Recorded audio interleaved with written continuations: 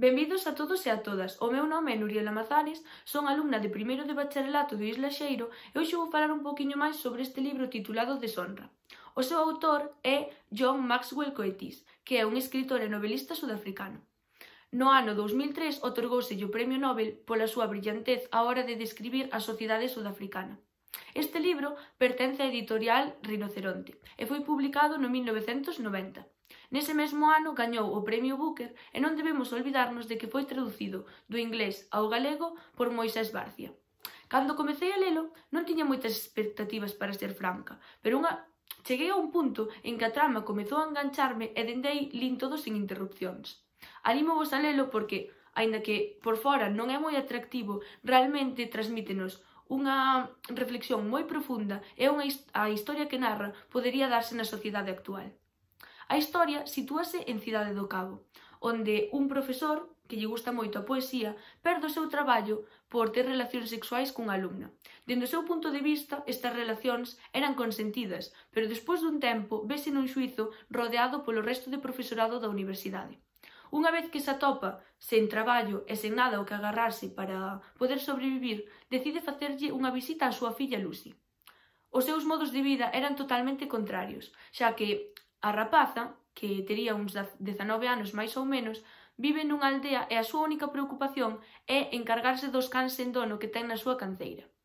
Ambos os dous sufren un roubo que fai que a vida tanto de pai como de filla dé un xiro de 360 graus. O personaxe principal é David Luire, aínda que tamén hai outros secundarios. Este, como dixen antes, é un home de mediana idade que se dá clases nunha universidade. A min o que me transmitiu é que as súas clases son un pouco caóticas porque é destas persoas que lle encanta irse do tema.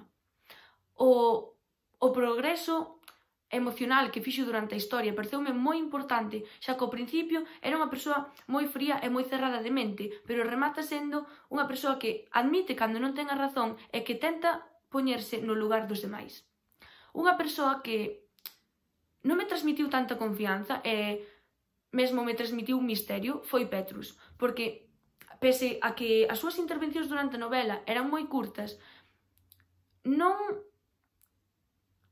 sabería dicir cal é a súa intención con David ou con Lucy, porque pareceume moi egoísta e que só pensaba en si mesmo.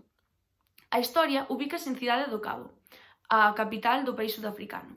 Porén, hai dous espacios totalmente diferentes. Por un lado está a cidade onde vive David. Ali ten á súa disposición todos os recursos, todos os servizos, é dicir, o que queira.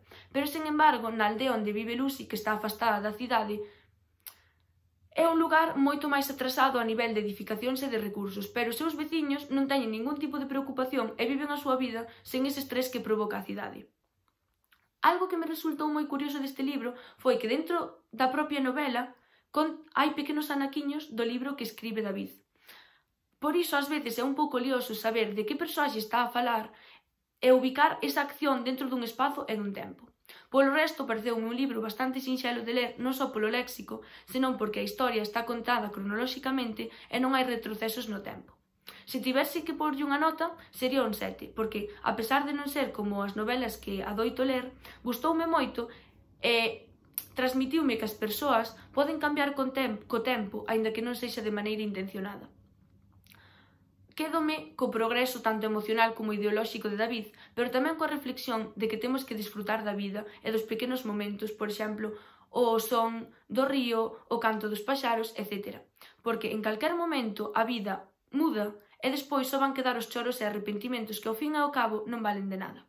Ata aquí a miña pequena reseña sobre este libro, espero que vos gustase e que lle dades unha oportunidade porque realmente merecea.